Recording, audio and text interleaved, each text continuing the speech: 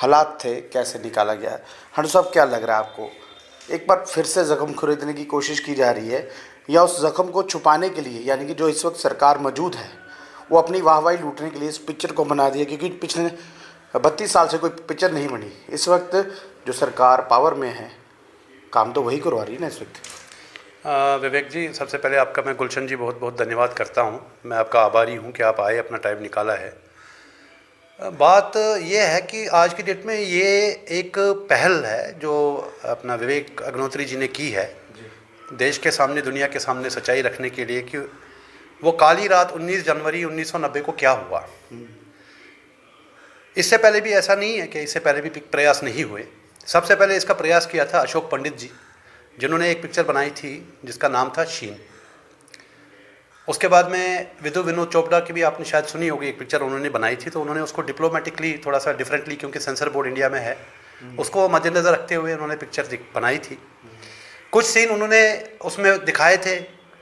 तो अब ये वाली जो पिक्चर आई है तो इसमें बिल्कुल सही चीज़, बिल्कुल मतलब ब्लैक एंड वाइट में दिखाई है, जैसे मैंने बच्चों को गुलाब के फूल दे रहे हैं।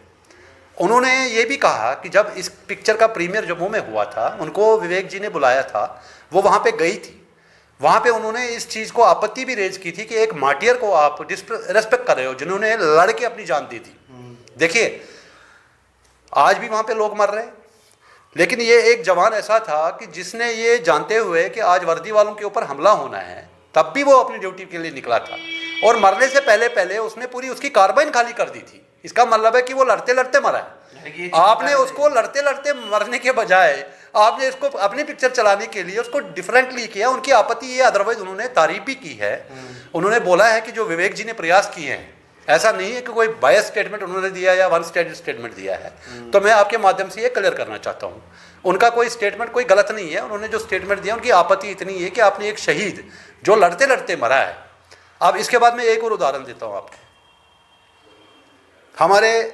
मेरा एक करीबी दोस्त, जिसको हम टाइगर ऑफ कश्मीर बोलते थे, सतीश गलदार, जिसका आज तक किसी ने नाम नहीं लिया पिछले 32 साल में।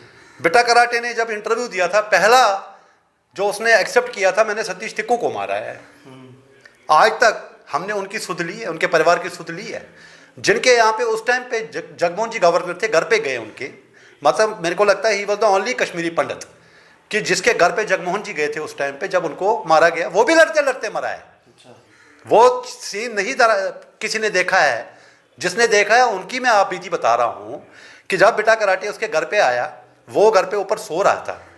जब वो नीचे आया तो उसकी बहन वहाँ पे सब्जी काट रही थी, तो उसको लगा कि बिटा कराटे उसका दोस्त है। लेकिन उस दिन जब वो आया था तो उसका हुलिया ही अलग था, उसका भाषा ही अलग थी, उसका मतलब कहने का जो लैंग्वेज थी, उसको लगा था कहीं ना कहीं दाल में कुछ काला है। उसने अपने भाई को रोका कि तू बाहर मत जा, मुझे कुछ खतरा लग रहा है। लेकिन वो तब तक पता ही नहीं था कि यहाँ पे गन आ चुका है, यहाँ पे क्या हो चुका है। वो शेर था, शेरों की तरह बाहर निकला, और जैसे ही वो गया, बिटा कराटे गली के नुक्कड़ पे खड़ा था। उसने उसे पूछा, भाई तू मेरे को ढूंढ रहा था, क्या बात हो गई? तो बिटा ने फैरन उठाया। जैसे उसने फायर किया, सतीश ने उससे बंदूक छीनने की कोशिश की, लेकिन इनके साथ में एक टीम होती थी पीछे।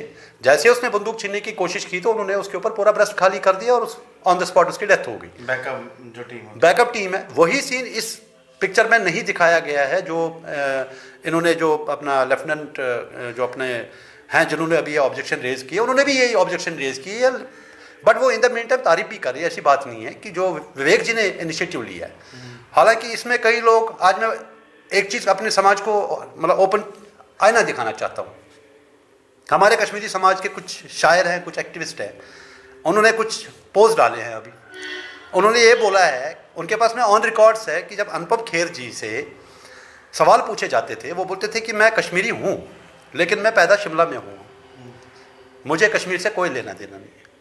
आज की डेट में वो विवेक जी के कंधे पे, अरे वो तो एक आर्टिस्ट है, वो पैसा कमा रहे हैं इस पिक्चर से, उन्होंने कौन सा फ्री में काम किया हुआ है। और उनसे मैं ये सवाल पूछता हूँ आपके माध्यम से कि अनुपम खेर जी, मैं आपसे निवेदन करता हूँ, आपकी जो मैडम है वो चंडीगढ़ से मेंबर ऑफ पार्लियामेंट है।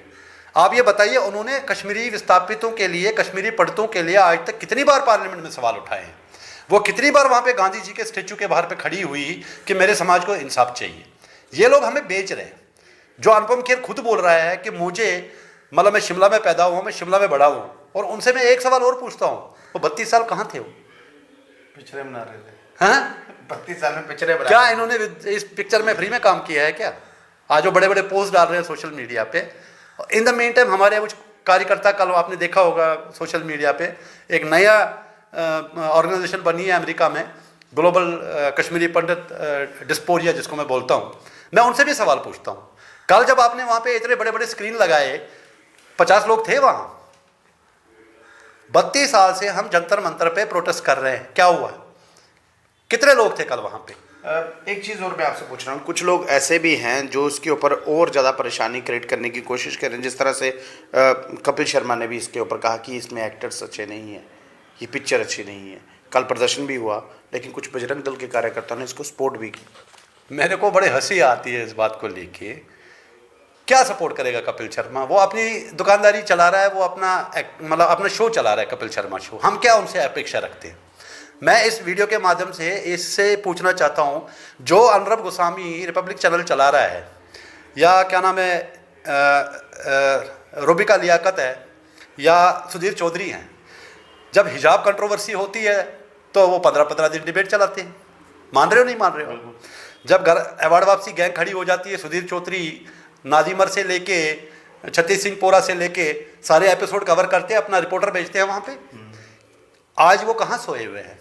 आज वो कहाँ इस पिक्चर को प्रमोट कर रहे हैं ताकि देश के 130 करोड़ लोग देखें हमारे साथ क्या हुआ? ये यातनाएं जो आज आप देख रहे हो ना, ये यातनाएं हमने, मेरी उम्र 23 साल की थी, मैं जब से पैदा हुआ, जब से मैंने होश संभाला, मैंने ऐसी हालतें रोज़ देखी है वहाँ पे। इमरान खान आउट हो जाए तो हमारे घर पे पत्थर, कपिल देव सिक्सर मारे तो हमारे घर पे पत्थर। इसलिए हम लोग वहाँ पे शांति, पीस लविंग कम्युनिटी थी, शांति से रह रहे थे जब तक वहाँ पे गन कल्चर नहीं आया। अब ये बताइए, मैंने कल भी पूछा है कि हमारी जो सरकार है, कल मेरे को बड़ा आश्चर्य हुआ कि कल विवेक अग्निहोत्री जी को मोदी जी ने टाइम दिया है, बड़ी ट्विटर पे सब जगह पे वो पोस्ट वायरल हो रही है। क्या आज भी मोदी जी जो प्रधानमंत्री है, जिनके पास में मेरे ख्याल में 303 पार्लियामेंट में मेंबर हैं, जो एक पावरफुल प्रधानमंत्री है जिसको हम वर्ल्ड लीडर बोलते हैं, उनको भी विवेक जी की कंधे की जरूरत पड़ गई कश्मीरी पंडितों का दिल जीतने के लिए? यही तो मैं चीज़ आपसे पूछना चाहता हूँ। देखिए, विवेक जी ने पिक्चर बनाई, अब जम्मू कश्मीर में आ गया, इलेक्शन आने वाले हैं, अब विवेक जी तो लोगों के साथ जुड़ने की कोशिश कर रहे हैं ना, और मोदी जी उनका कंधा यूज़ करके आपके साथ जुड़े। मैं वही चीज़ तो बता रहा हूँ आपको यार। मोदी जी को मैं ये बोलना चाहता हूँ कि मोदी जी, मैंने आपसे निवेदन है, हम आपसे इसलिए सवाल पूछ रहे हैं क्योंकि हमारी जो 24 साल में जितनी सरकारें आई, हम निराश हो गए थे। हमने आपके पास नहीं आए, हम आपके दरवाजे पे नहीं आए। आपने जब 2014 में पहली बार अपना प्रधानमंत्री के लिए आप फोरफ्रंट पे आए, बीजेपी ने आपको आगे खड़ा किया as a prime minister candidate, आपने खुद अपने अल्फाजों में, अपने मैनिफेस्टो में ये लिखा था कि मैं कश्मीरी पंडितों को सैटेलाइट टाउन्स में वहाँ पे बसाऊंगा। आज 2022 हो गई, आपने 5 राज्यों के बजाय 4 राज्यों में आपने अपना इलेक्शन जीता। योगी जी भी आए, गोवा में भी आ गए, यूपी क्या बोलते हैं इसको, छत्तीसगढ़ में, जहाँ जहाँ भी इलेक्शन था। आप ये बताइए, आपने आज तक पार्लियामेंट में क्या कश्मीरी विस्थापितों के लिए एक बार भी कोई डिबेट डिस्कशन किया? मैं आपके माध्यम से, अभी शायद आपने कल देखा होगा, मध्य प्रदेश से कांग्रेस के एमपी हैं जिनका नाम है विवेक तलाशी, जो जब से एडवोकेट है बाय प्रोफेशन, कांग्रेस के हैं वो। हालांकि मेरे कश्मीरी समाज के लोग नाराज़ हो जाएंगे इस बात को, जब मैं कांग्रेस को, उनको शायद एलर्जी हो जाएगी।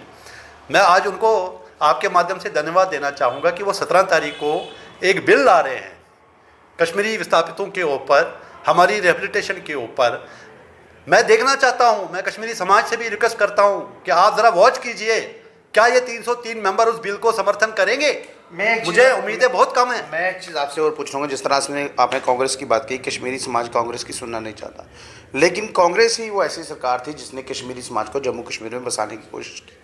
परकू कैंप में, जट्टी कैंप में, चलिए कुछ तो दिया, लेकिन जब से 2014 में से ये सरकार आई, इन्होंने उनके लिए क्या किया? देखो, ना रिपेयरिंग हुई, ना कुछ मिला। अब चंदी जो मिल रही थी उसको भी कम करने की बात की जा रही है, और सबसे बड़ी बात बिजली का बिल। अब बिजली का बिल आपको भरना पड़ेगा, यानी कि आप किराए पर रहते हैं लेकिन बिल आपको देना है। वो क्या रहा है, ये क्या है? गुलशन जी, मैंने कल भी अपने वीडियो के माध्यम से बोला है, मेरा एक इंटरव्यू हुआ था, कोई हरियाणा का चैनल है, जितनी यातनाएं हमने पिछले 8 साल में झेली है, क्या हम चोर हैं? हम पढ़े लिखे लोग हैं, अपनी मेहनत से, अपनी मजदूरी से, अपनी एजुकेशन से हम आज भगवान की दया से, माता रानी के आशीर्वाद से हम लोग अपनी अपनी जगह पे आज सेटल हैं। चाहे कोई अमेरिका में है, चाहे कनाडा में है, चाहे कहीं पे भी। जो यातनाएं हमने झेली है, मैंने कल दिखाया था अपना मीडिया में भी, स्टेट सब्जेक्ट को ख़त्म करके यहाँ पे देश के लोगों के सामने क्या हुआ जी, स्टेट 370 हट गया तो अब वहाँ पे बाहर के लोग बस सकते हैं। लेकिन सर स्पेशल स्टेटस खत्म किया, ये दुख नहीं हुआ आपको भी इस चीज़ का? देखो, स्पेशल स्टेटस के बाद जो मैं बताता हूँ गुलशन जी इसका बैकग्राउंड क्या था। जितने भी हमारे, चाहे फारूक अब्दुल्ला है, चाहे शेख अब्दुल्ला थे, या चाहे मुफ्ती सईद थे, चाहे क्या नाम है महबूबा मुफ्ती है, इन्होंने कश्मीर के जो मेजॉरिटी कम्युनिटी है कश्मीरी मुसलमान, उनको आज तक यही खौफ की राजनीति खेली है कि 370 हटेगा। आज आप यहाँ पे एक मुस्लिम मेजॉरिटी पॉपुलेटेड स्टेट है, खासकर कश्मीर, जहाँ पे 95 क्या मैं 99% पॉपुलेशन मुस्लिम्स की है। क्या अगर ये 370 हटेगा, यहाँ मराठा गुजरात आर्मी वालों को बसाया जाएगा, जैसे इजराइल की तरफ उन्होंने बेचा? वो तो अभी भी चल रहा है। वो तो मैं वही बोल रहा हूँ कि उसके बाद में जब इन्होंने देश के सामने 370 को हटाया, ये किसी को देशवासी को पता नहीं, पीछे से इन्होंने एक कानून लाया कि आपको 15 साल का प्रूव करना पड़ेगा कि आप, मैं खुद जिसका जन्म यहाँ हुआ है, ये मेरी मातृभूमि है, मैं जम्मू आके 1 महीने तक मैंने दर दर की ठोकरें खाई है, तब मेरा डोमिसाइल बना है। बताइए, ये मेरी 55 साल की उम्र है। मैं आपको रोकूंगा। पार्लियामेंट के पास तो ऐसा कोई प्राविधान ही नहीं है कि जम्मू कश्मीर स्टेट का जो ये दर्जा तोड़ा है, जब तक स्टेट असेंबली यहाँ पारित नहीं होती तब तक यहाँ पे पार्लियामेंट का रूल नहीं चलता। वो तो एक कच्चा प्राविधान था जिसको कोर्ट में डाला गया, ना भी टूटा है ना भी है। क्योंकि ये तो देखिए, लोगों को एक किस्म से बेवकूफ़ बनाया जा रहा है। स्पेशल स्टेटस छीन लिया, कोई भी जाके देखिए, सबसे बड़ी बात है, एक बाहर का रहने वाला, यहाँ पे ड्रग कंट्रोल ऑफिस में उसको नौकरी मिलती है, वो लड़का जो था वो बाहर का था। हमारे बच्चों को क्यों नहीं? क्या इस चीज़ के लिए स्टेटस तोड़ा था? मैं वही बता रहा हूँ आपको कि जो मैनिपुलेशन और जो धांधलियाँ हुई हैं, मैंने कुछ दिन पहले एक अश्वनी चरंगू जो पन्नू कश्मीर अलग फैक्शन लेके बैठा था 32 साल से, जो बैंक में नौकरी कर आजकल पेंशन ले रहा है, उसको इन्होंने माला पहना दी। मुझे आज तक समझ नहीं आया किस बात के लिए। हाँ, उनके अपने बच्चों का ट्रांसफर हो रहा है, जो पीएम पैकेज में गए हैं, बॉन्ड लिख के दे रहे हैं कि उनको उस एक स्टेट, वहाँ पे एक डिस्ट्रिक्ट से दूसरे डिस्ट्रिक्ट में ट्रांसफ़र नहीं हो सकता है। आपको मैंने एक इन्फॉर्मेशन देना चाहूँगा, मैंने कर RTI लगाई कि मैं जानना चाहता हूँ कि कितने लोग हैं जिन्होंने यहाँ पे एफिडेविट भर के दिया है और पीएम पैकेज की कंडीशनल के बाद में उनको श्रीनगर में जॉब मिली है। कितने लोगों को बैकडोर से यहाँ पे वापस ट्रांसफ़र किया गया है या एडजस्ट किया गया है? जो वापस आए थे ना, उनका ऑर्डर हो चुका है, वापस चले गए वो। बहुत बधाई की बात है। इसका श्रेय मैं आपको देता हूँ गुलशन जी, कि अगर हमने उस दिन ये चीख चलाहट नहीं उठाई होती, आपके चैनल ने ही ये मुद्दा उठाया था, जो ऐसे कहीं कांड है कारपेट के नीचे। आप बताइए ना, 32 साल के बाद में जब विवेक जी ने ये पिक्चर बनाई, आज मैं कहता हूँ, मेरे से सब लोग सवाल पूछते हैं कि आप एंटी बीजेपी। हमारे में प्रॉब्लम क्या है कि जब भी सरकार बीजेपी से पूछो, मेरे खुद के समाज के लोग बोलेंगे या मैं कांग्रेसी हूँ या मैं देशद्रोही हूँ। हाँ बताइए, सच बोलने वाले को तो ऐसा ही बोलते हैं। हाँ, मैं वही तो बोल रहा हूँ, मेरे समाज के लोग, बाकी की तो बात छोड़िए आप। क्या हम सवाल नहीं पूछ सकते? आज एक एक कश्मीरी पंडित जाके थिएटर में निकल रहा है, खून के आंसू निकाल रहा है और कांग्रेस को गालियां दे रहा है। अरे उनको मैं पूछना चाहता हूँ, भाइयों, आप लोगों ने जब वहां से निकले थे, उस टाइम VP सिंह की सरकार थी, उस टाइम उसको समर्थन बीजेपी का था, क्यों नहीं बीजेपी ने उस टाइम पे विड्रॉ किया? क्यों नहीं विड्रॉ किया सपोर्ट VP सिंह को? जगमोहन को किसने भगाया वहां से? आप लोगों ने लाया उसको, क्योंकि वो बेस्ट एडमिनिस्ट्रेटर था, पहले JNK में रह चुका था, लोग उसको प्यार करते थे। आपने उसको देशद्रोही बना, मतलब कश्मीरी मुसलमानों का दुश्मन बना दिया। मैं आपको एक चीज़ पूछूंगा, ऐसा लग नहीं रहा कि कांग्रेस ऑलरेडी ब्रेकफुट पर है और उसको ज़्यादा से ज़्यादा बदनाम किया जाए? पिक्चर तो आ गई है, इसलिए मोदी जी ने उनका जो कंधा है वो थाम लिया है। ऐसे लगे कि सिस्टम ही सारा कांग्रेस ने चलाया है, इनका हाथ नहीं है। ये मैं इसलिए बोल रहा हूँ क्योंकि देखिए, जब यहाँ पर अटल जी की सरकार थी, तब यहाँ पर वॉर हुई थी। लोग ये बोलते 70 साल कांग्रेस ने राज किया, इनको ये अपना क्यों भूल जाता कि हम भी बीच में थे? अब मोदी जी थोड़ी हैं। मैं वही तो बोल रहा हूँ। मैं जब हम वहाँ से, हमारा पलायन हुआ था 19 जनवरी 1990 को, मास माइग्रेशन हुआ था, जिसको हम होलोकॉस्ट डे की तरफ हर साल हर जगह पे सड़कों पे निकलते हैं, ब्लैक डे मनाते हैं। क्यों हमारे सांप सूख गया हमारे नेताओं को, और ख़ासकर हमारे जो बीजेपी में आज की बड़ी बड़ी ओहदों पे है। मैं अगले इंटरव्यू में आपको नाम भी बताऊंगा कि जो लोग मेरे साथ एंटी मिलिटेंसी ऑपरेशन में थे, आज उनसे पूछो ना, आपने कश्मीर में एंटी मिलिटेंसी ऑपरेशन में मैं आपको माला पहनाना चाहता हूँ, वो घबराते हैं, बोलते हैं नहीं नहीं नहीं नहीं नहीं नहीं, नहीं मेरा नाम मत लेना जैसे मैं ले रहा हूँ। क्यों? मैं इसलिए ले रहा हूँ कि क्योंकि मैंने फ़ायदा नहीं उठाया, मैंने अपनी कम्युनिटी को नहीं बेचा, इन लोगों ने समाज को बेचा, अपने घर भरे, इस पार्टी से फेवर लिए, आज वो बड़े बड़े ओहदों पर बैठे हुए। मैं उनको एक दिन नंगा करूँगा, नंगा इसलिए करूँगा कि मुझे उनसे कोई जेलसी नहीं है कि उन्होंने अपने समाज के कंधे इंडिविजुअली कोई भी देखो 4 लाख कश्मीरी पंडित निकले, हर बंदे ने अपनी मेहनत मजदूरी से अपने आप को खड़ा किया। भगवान की दया से बड़े बड़े प्रोफाइल्स में, बड़ी बड़ी कंपनियों में, बड़े बड़े प्रोफाइल्स पे है अपनी मेहनत मजदूरी से। हमें आज तक 32 साल में किसी भी सरकार, आप वीपी सिंह की सरकार बोलिए, आप देवी गौड़ा की सरकार बोलिए, आप मनमोहन सिंह की, हाँ मनमोहन सिंह जी को हम नहीं बोलेंगे, चाहे कितने भी कश्मीरी पंडित उसको कुछ भी बोले, कितनी बंदे गालियाँ दे दे। आज भी जो हमारे 3000 भाई बहन वहाँ कश्मीर में जॉब कर रहे हैं, आप एक डिफरेंस देख लीजिए। वो एक इकोनॉमिस्ट थे, हार्वर्ड से पढ़े हुए हैं, ठीक है, वो गलत पार्टी में थे, उनको ये पता था कि अगर कश्मीर में मैं जैसे कश्मीरी पंडित निकले तो वो एक एक करके निकले, अपनी जान बचा के निकले, कोई दिन के उजाले में, कोई रात के अंधेरे में, ठीक है। उनको ये पता था कि मैं कश्मीरी पंडितों को ट्रक में भर के बकरियों की तरह, भेड़ों की तरह कश्मीर नहीं छोड़ सकता, तो उन्होंने एक पीएम पैकेज लाया, क्योंकि कश्मीरी पंडित पढ़ा लिखा है, उसको एक नौकरी चाहिए। और हमारे जो भाई बहन यहाँ पे थे जो किसी वजह से Delhi, Bombay, Calcutta, Madras, America, London, Canada नहीं जा पाए, मजबूरियाँ थी, ओवरेज हो रहे थे, उनको जॉब दे दी, तो ये एक रास्ता था वापसी का। यानी कि उनके घर में उनको मतलब एक बंदा जाएगा, उसका परिवार जाएगा, कल को जैसे हम कश्मीर से निकले थे, आहिस्ता आहिस्ता वहाँ पे रिहेबिलिटेशन होगा। वही प्रोसेस आज भी चल रही।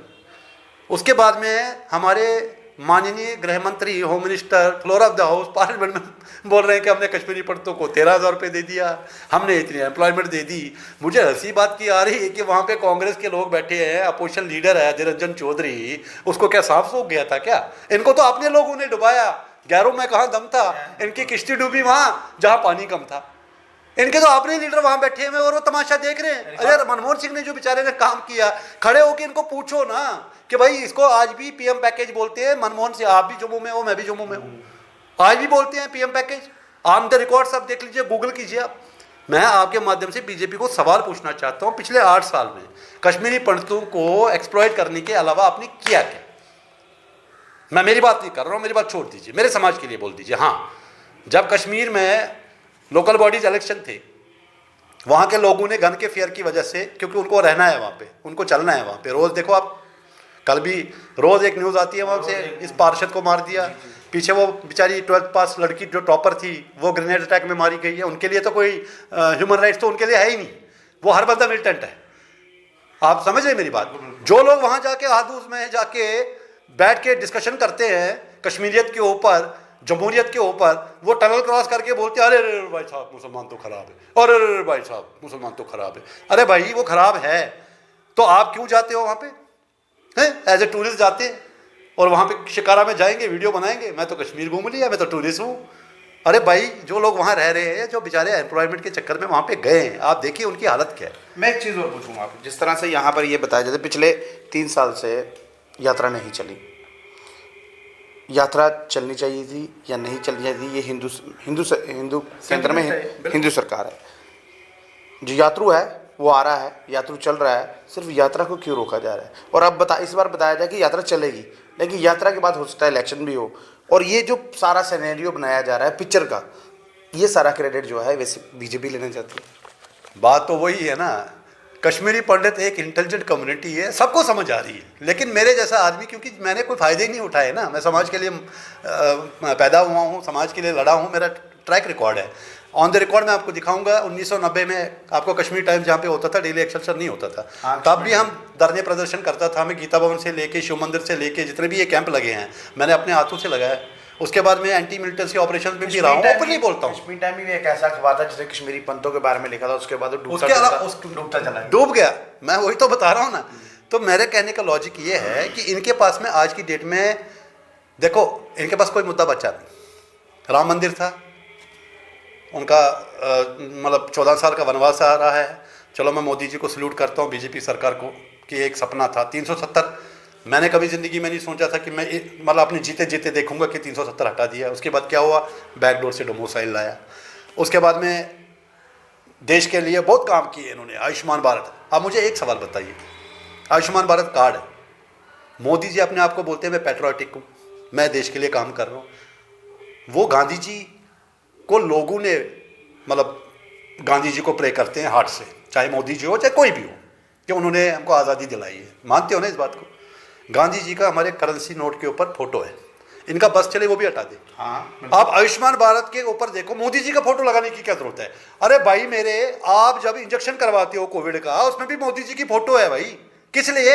आडू साहब ये इसलिए क्या हमें नहीं पता है कि ये देश में अभी बीजेपी की सरकार है, कोविड के इंजेक्शन फ्री लगाए जा रहे हैं, मोदी जी की फोटो चाहिए सर? आडू साहब ये इसलिए किया है कि आप 24 घंटे देखते रहो, आपके दिमाग में बैठा रहे, जब इलेक्शन वोट डालने ये जाओ। तो मार्केटिंग है भाई।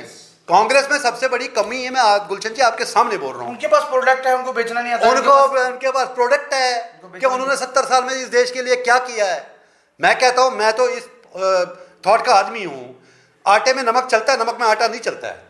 यहाँ तो नमक में ही आटा है और लोग सुबह शाम गुणगान कर रहे हैं। इसके लिए देखो, मैं दोबारा रिपीट कर रहा हूँ, देखिए क्या होता है कि आज मोदी जी एक स्टेट गुजरात में कुछ करा उन्होंने 15 साल में। बड़े बड़े दिग्गज नेता बैठे थे, चाहे अडवाणी जी थे, चाहे वाजपेयी जी थे, या चाहे राजनाथ सिंह जी, चाहे जितने भी नेता, कुछ उनमें कैपेबिलिटीज थी जिसके बेसिस पे उन्होंने इनको प्रोजेक्ट किया और उसके बेसिस पे उनको मार्केट किया, क्योंकि he is a good marketer. मैं उनको सल्यूट मारता हूँ, good marketer, supported by Amit Shah. तो कांग्रेस अपने कर्मों से डूब गई क्योंकि वो अपनी मार्केटिंग नहीं कर पाई कि उन्होंने क्या किया आज तक। मैं ये सवाल पूछना चाहता हूँ अपने समाज से ही। चलिए मैं मानता हूँ मोदी जी ने बहुत अच्छा काम किया जी देश के लिए, अच्छा पानी डालो सब पे। मैं मतलब घर से, मेरे को लोग ये पूछेंगे इस इंटरव्यू में, आप देखना नीचे कमेंट आएंगे कि ये देश के लिए ये किया, देश के लिए किया। मैं भी उसी देश का वासी हूँ, मैं 32 साल से घर से बेघर हूँ, मेरे लिए क्या किया? मैं आज आप मेरे यहाँ पे ऑफिस में बैठे हो, मैंने 2008 में अपना घर बेचा था जयपुर में, इसलिए जुनून था क्योंकि ये खून में होता है, ये इंजेक्ट ही कर सकते हम। मैंने अपना जयपुर में घर बेचा था, अपना दाव लगा दिया, सब नौकरी छोड़ दी थी और 2008 में लड़ाई करने गया था, वो भी किसके अगेंस्ट? फारूक के अगेंस्ट। मैंने 90 में कश्मीर अपना घर बार छोड़ा था, वहाँ पे बंदूक लेके अपने समाज को बचा रहा था, निकाल रहा था, लड़ रहा था, झगड़ रहा था, जो भी कर रहा था समाज के लिए। आज मैं यहाँ पे दोबारा आया हूँ, आज मेरी ये हालत हो गई है, आज दरबार मुंह नहीं है यहाँ पे, उसकी वजह से लोग मर गए। अमरनाथ यात्रा नहीं है, जो आपने भी पॉइंट उठाया उसी पे आ रहा हूँ मैं, इस वजह से लोग मर रहे हैं, उनकी सुध कौन लेगा? आज PWD के एम्प्लॉयज़ का आप ही इंटरव्यू कर रहे हो, डंडे पड़े हैं उनको कल, उससे पहले जो बेचारे बॉर्डर बटालियन वाले 1200 बेचारे कैंडिडेट हैं, कितनी मारें पड़ी है उनको तवी ब्रिज पे।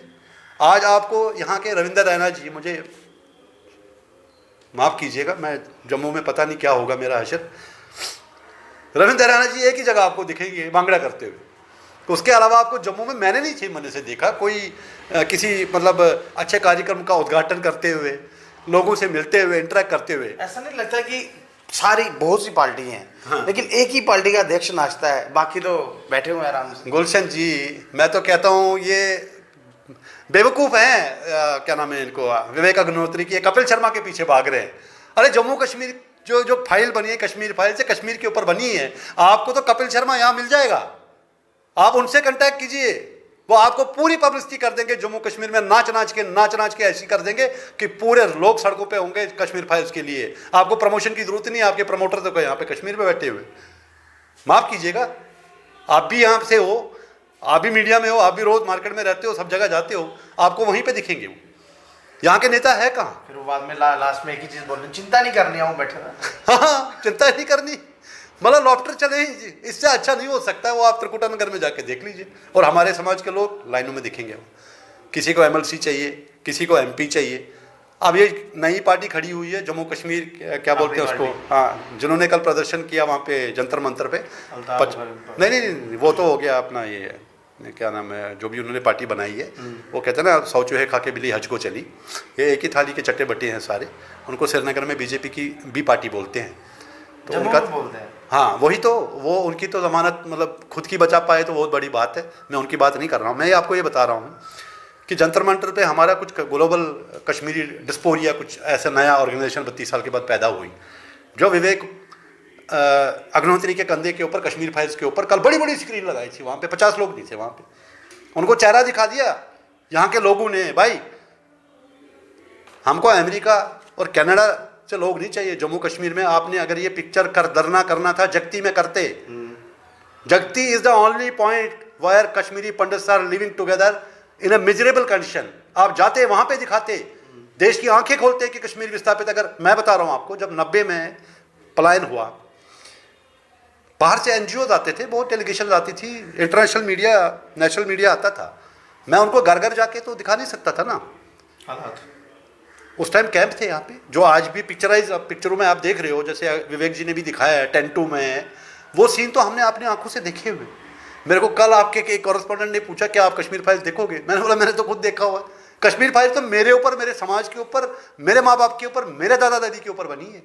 वो कैसे यहाँ पे 44 डिग्री और 48 डिग्री की टेम्परेचर में मर गए मेरी आंखों के सामने। कितने लोग स्नेक बाइट से मर गए मैंने देखा हुआ है। कितने लोग वहाँ पे एक कमरे में 10-10 फैमिलियाँ परिवार रहते थे, उनको बेचारों को बाथरूम जाने के लिए लेडीज़ के लिए क्या शक्तियाँ होती थी मैंने देखी। आज भी आप देखो छत वहाँ पे हाल क्या है, किसी का छत गिर रहा है, वहाँ पे पानी वो गंदा पी रहे। ये ग्लोबल पंडित डिस्पोरिया है, इनसे मैं निवेदन करता हूँ भाई, आपने कोई भी अगला कार्यक्रम करना, आइए आप जगती में, आप देखिए वहाँ पे हाल उनके लिए की है। हमारे समाज के लोगों ने बड़े बड़े भवन बना लिए। क्या आज एक मेडिकल कॉलेज बनाया? इतने पढ़े लिखे लोग हैं, इतने समाज है, करोड़ों रुपया है उनके पास में। क्या आज एक सोसाइटी बनाई? क्या आज एक यूनिवर्सिटी कश्मीरी पंडितों के लिए बनाई? नहीं, उनको सिर्फ एक ही काम, राज्यसभा में या यहाँ पे एमएलसी चाहिए, इसके अलावा और कोई काम नहीं चाहिए जी। बस ऐसा लग नहीं रहा कि कश्मीरी जो पंडित कम्युनिटी है कहीं ना कहीं इसको बांटने की कोशिश करती है, क्योंकि ऑर्गेनाइजेशन बहुत सारी हो गई हैं, जिसका मन करता है वो एक ऑर्गेनाइजेशन बनाता है और 10 से 1 बंदे लेके तो चल पड़ता है। इसमें नुकसान किसको हो रहा है? कम्युनिटी को है। कम्युनिटी को तो नुकसान ये लोग कर ही रहे हैं। अब आप देखो, इसका उदाहरण मैं आपको देता हूँ। कश्मीर फाइल्स बनाई विवेक जी ने, ठीक है जी, तन मन से बनाई और सिंसियरली बनाई, और 4 साल इसने काम किया, क्योंकि ये तो कश्मीर में पैदा हुए नहीं, इन्होंने तो देखा नहीं जो मैंने देखा है। तो इन्होंने कोई स्टोरी बनाई, 4 साल मेहनत करी उन्होंने ग्राउंड पे, इसके बाद स्टोरी बनाई। आप ये तमाशा देख लीजिए, ठीक है। Is a producer director, I bow before him, I salute him, कि उसने एक आंखें खोल दी बीजेपी सरकार को और जितनी भी सरकारें रही हैं कि ये है आपका एक समाज आपकी नाक के नीचे। 32 साल से उनके साथ क्या हशर हुआ, और उसके बाद में उनके साथ में आज तक किसी ने इंसाफ नहीं किया। गुलशन जी, हैरानगी की बात है, आज 2022 है, ठीक है, 2018 या 2019 में हम सुप्रीम कोर्ट के पास गए कि भाई ये एक PIL लगा दो, जितने भी हमारे लोग मरे हैं उनके जो मारने वाले हैं, यासीन मलिक और बिट कराटे जैसे लोग, इनकी फाइलें खोल दो। सुप्रीम कोर्ट का ऑर्डर आया कि आपका केस जो 27 साल पुराना है, 89 में जो हमारे साथ हुआ, 90 में हुआ, वो पुराना हो गया। 84 में जो सरदारों के साथ में दिल्ली में मैसेकर हुआ, मैं उसके अपोज नहीं कर रहा हूँ, मतलब वो उन्होंने उसके ऊपर तो फाइल तो लगा दी, उसके बाद जो भी सजाएं होनी थी, जो भी डिसीजन हुआ, लेकिन जो 89 में हमारे साथ में हुआ, सुप्रीम कोर्ट ऑफ इंडिया, मैं कहता हूँ अंधा कानून है इस देश में, कि सुप्रीम कोर्ट ऑफ इंडिया ने हमारी PIL रिजेक्ट कर दी कि बोले ये तो 27 साल पुराना केस है जी, ये तो आउटडेटेड हो गया जी। आप समझ रहे हो? आप मिल्टन 2 के लिए रात को 12 बजे कोर्ट खुल सकता है, महाराष्ट्र में सुबह 6 बजे क्या बोलते हैं ओथ लिया जा सकती है, फर्जीवाड़ा चीफ मिनिस्टर, आप समझ रहे हो। लेकिन कश्मीरी पंडितों के लिए सुप्रीम कोर्ट ने आउटराइटली रिजेक्ट कर दिया, आपका केस ही 27 साल पुराना है जी, इसको हम एंटरटेन नहीं कर सकते। साहब क्या लग रहा है, कौन सी सरकार, कौन से नुमाइंदे जो आपकी आवाज़ उठा सकते हैं? देखो सबसे बड़ी बात है, डिलिमिटेशन प्रोसेस इस वक्त लगभग कंप्लीट है, कश्मीरी समाज को एक बार फिर से नकारा गया है। क्या लगता नहीं कि आपके समाज के कुछ लोग अगर इलेक्शन लड़े, जीतें और अपनी आवाज़ उठाएं, क्योंकि जब तक आपकी कम्युनिटी बीच में नहीं बैठी होगी तब तक किस तरह से आवाज़ निकलेगी? मैं आपको मतलब दिल की बात बोल रहा हूँ। देखो मुझे पता है इस वीडियो के बाद में गालियाँ मुझे मेरे समाज के लोग ही देंगे, मुझे फ़र्क नहीं पड़ता, कोई मैं ज़मीन पे काम करने वाला आदमी। मैं ये कह रहा हूँ जिन्होंने हमें मारा या जो भी कश्मीर फाइल्स में दिखाया गया है, उनको भगवान ने नेस्त नाबूद कर दिया, आप समझ गए। जो बचे थे उनको बीजेपी ने किया, उसके लिए मैं सल्यूट करता हूँ, चाहे बिट कराटे हो, चाहे यासीन मलिक हो। लेकिन इसकी हम सज़ा वहाँ के एक आदमी को देंगे जो बच्ची मरी परसों 12 साल की, मतलब उसको हम सज़ा देंगे? या रोज़ वहाँ पे हम तो कह रहे हैं हम तो 2000 मारे, अरे यार वो तो 2 लाख मर गए। कितने मिलिटेंट थे उसमें, कितने एंटी इंडियंस थे उसमें, 10,000, 20,000, 30,000। यार बाकी जो मर रहे हैं, जो पार्षद मारे जा रहे हैं बीजेपी के, पीडीपी के, एनसी के, यार उनके लिए क्या ह्यूमन राइट्स नहीं है? उनकी आवाज़ कौन उठाएगा, उनकी आवाज़ कौन सुनेगा? जब तक ये दो समाज, ना बीजेपी कर सकती है, ना कांग्रेस कर सकती है, ना पीडीपी कर सकती है, कोई भी पॉलिटिकल पार्टी, क्योंकि उनके पॉलिटिकल एम्बिशंस और इंटरेस्ट है। ये अल्टीमेटली सिविल सोसाइटी, क्योंकि कश्मीर की, जम्मू कश्मीर की, खासकर कश्मीर की मैं बात करता हूँ, पॉलिटिक्स अलग है, ये एक इमोशनल पॉलिटिक्स है। जब तक हम दोनों बिछड़े हुए लोग आपस में नहीं बैठे, जिनकी आइडियोलॉजी मिलती हो, जो देशभक्ति में विश्वास करते हो, आमने सामने बैठे और रिकनसाइल करें कि भाई करना क्या है। अल्टीमेटली आज आप पन कश्मीर बोलो, चाहे आप सेटेलाइट टाउन बोलो, है तो मेजॉरिटी स्टेट ना जहाँ पे 95% 99% पॉपुलेशन मुस्लिम्स की है।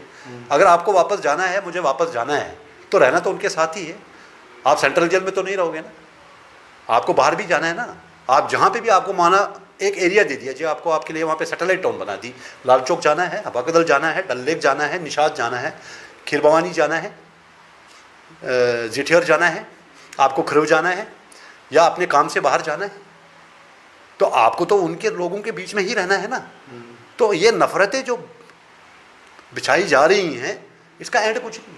मैं आपको गुलशन जी स्पष्ट बोलूँगा इस वीडियो के लास्ट में, जितने लोग ये नौटंकियाँ अमेरिका से और कनाडा से और ये कर रहे हैं, चाहे वो जंतर मंतर पे कर रहे हैं, फेसबुक पे कर रहे हैं, वो कर रहे हैं, वो लोग वहाँ जाना चाहते हैं एज ए टूरिस्ट, उनके वहाँ पे 2 कमरे हो, घूम फिर के आ जाए, उसके बाद में अपना अमेरिका चले जाए, वो वेल सेटल्ड। उनको जगती वाले, जैसे मैं कहता हूँ ना गवर्नमेंट एम्प्लॉयज़, ये मनमोहन सिंह का जो एक रोड मैप था, अल्टीमेटली वही रोड मैप काम करेगा कश्मीर में। आप ज़बरदस्ती कहीं नहीं कर सकते, आप ज़बरदस्ती हमको वहाँ बिठा नहीं सकते। यही लोग वहाँ जाके गुलमर्ग से फोटोवें खींचेंगे, निशात से फोटोवें खींचेंगे, शिकारों में फोटोवें और गाने गाएंगे और टनल क्रॉस करेंगे। क्यों? रीज़न क्या है? मैंने जब माइग्रेशन हुआ था, मेरी उम्र 23-24 साल की थी, मतलब मैच्योर था। मैंने अपनी आंखों से देखा, हमारी एक ही एसोसिएशन होती थी वहाँ पे, उसको बोलते थे आस्क पीसी, जिसको हम बोलते थे अमरनाथ वैष्णवी जी, ड्यू रेस्पेक्ट हूँ। पब्लिक उनके पीछे थी, ईमानदार आदमी था, आरएसएस का था या जो भी था। उससे लेके आज तक मैंने कोई ईमानदार नेता नहीं देखा है इस समाज में। अब हुआ क्या, टनल क्रॉस करने के बाद आपने जो पॉइंट अभी मेरे को बोला, मैं उसी पे आ रहा हूँ। मैं इसको बोलता हूँ 4 यार और 4 रिश्तेदार इज इक्वल टू 1 ऑर्गेनाइजेशन। आप समझ गए मेरी बात? 4 दोस्त और 4 रिश्तेदार जिनकी आपस में आइडियोलॉजी मिलती है, वो एसोसिएशन बना रहे। इसीलिए ये भी एक वजह है कि गवर्नमेंट ऑफ इंडिया ने हमें इग्नोर किया। और कुछ पीओ में ऐसे लोग बैठे हैं जो उनको पट्टी आंखों पे बांध के दतराश की तरह घुमाते हैं, जैसे राम माधव था।